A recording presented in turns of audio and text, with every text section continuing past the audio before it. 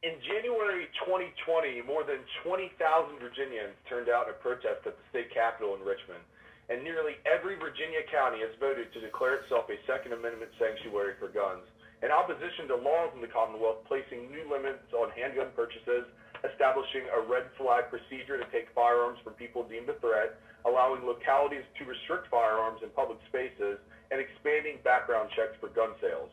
What are your positions on gun rights and gun safety, and what would you do as governor?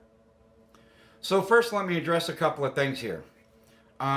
What this tells you is a lot of different things outside of what I would do in legislation. It tells you, one, that the legislators aren't listening to the people.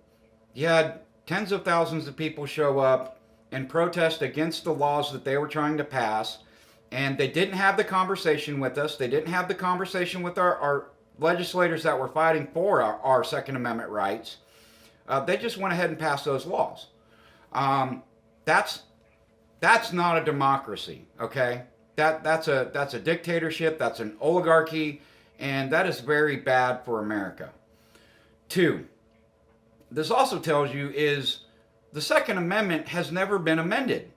Nobody has ever changed it in the Constitution. Shall not be infringed is very, very clear.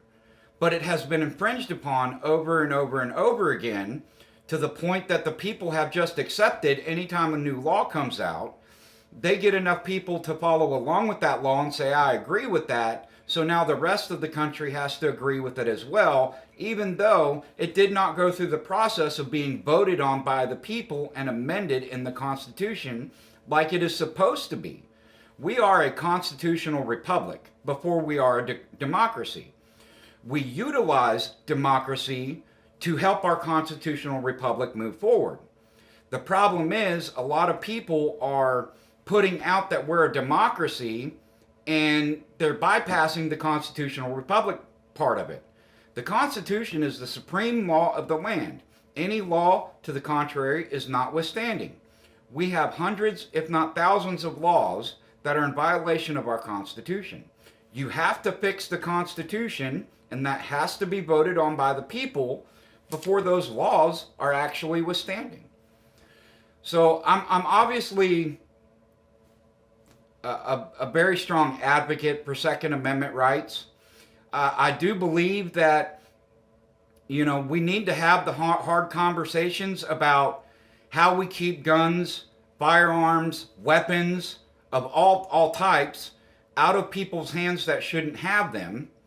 But at the same time, we have to understand that they have constitutional rights as well, and we can't just infringe on those rights when we decide that that person shouldn't have something. There has to be a process that we can come up with that doesn't infringe on their rights, but still protects the people from criminals of that nature. There's so much more that could be talked about this that's just being overlooked. And follow me on my campaign page, Santini4BA.com. We'll be talking about more of that in the future. And I thank you for the question, sir.